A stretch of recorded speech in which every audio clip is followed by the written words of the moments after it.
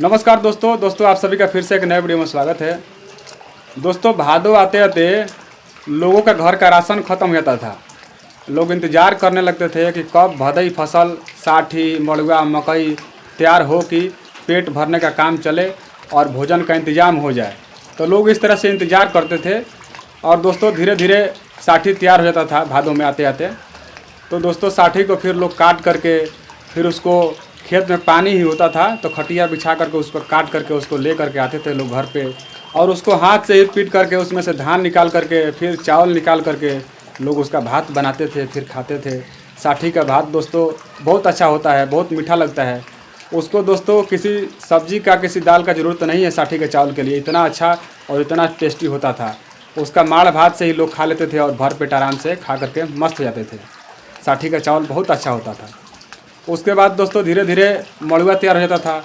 फिर लोग दोस्तों मड़ुआ को काटते थे, फिर उसको पीटते थे, फिर उससे मड़ुआ निकाल करके फिर उसको पिसवा करके फिर उसका लोग रोटी बना करके खाते थे। उसके बाद धीरे धीरे मकई तैयार होता था। फिर लोग मकई काटते थे, फिर मकई से मकई निकाल करके लोग उसका भूजा हो गया, चाहे उसका होरहा हो गया, चाहे उसको पिसवा करके लोग आटा उसका बना करके उसका रोटी बनाते थे। मकई का दोस्तों भात भी बनता था, उसका दरिया बना करके उससे भात भी बनता था।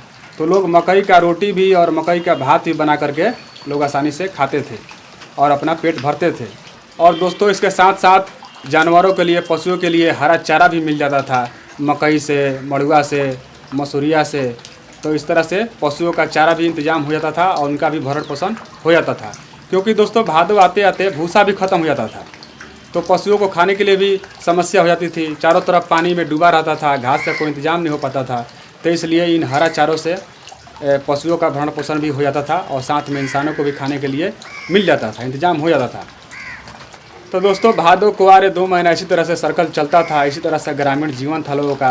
तब तक धीरे धीरे धान का फसल तैयार हो जाता था, फिर लोग धान का कटाई करते थे, फिर उससे चावल निकाल करके खाते थे। तो इस तरह से कुछ ग्रामीण परिवेश था पहले। तो दोस्तों समस्या ये था कि पहले पैदावार भी कम होता था, खेतों में अनाज कम होता था। क्योंकि दोस्तों किसानों के पास कोई हाइब्रिड बिया नहीं होता था, न उनके पास रासायनिक कोई उर्वरक था, कोई कृषि यंत्र उनके पास नहीं था, ना ही कोई उनके पास दूसरा साधन था। तो उपज कम होने की वजह से लोग क्या करते थे कि जैसे गेहूँ हुआ तो लोग दोनों टाइम रोटी खाते थे, क्योंकि चावल ख़त्म हो जाता था। और जब चावल होता था तो लोग दोनों टाइम चावल खाने लगते थे क्योंकि रोटी नहीं होता था। और एक चीज़ और समस्या था कि लोगों के पास पैसा नहीं था, तो लोग जो भी कुछ खरीदना होता था, जैसे तेल मसाला नमक खरीदना होता था, तो लोग इसी अनाज को बेच करके वो सब सामान खरीदते थे। तो दोस्तों इसलिए ये अनाज जल्दी ख़त्म हो जाता था और लोग इस तरह का समस्या का सामना करते थे।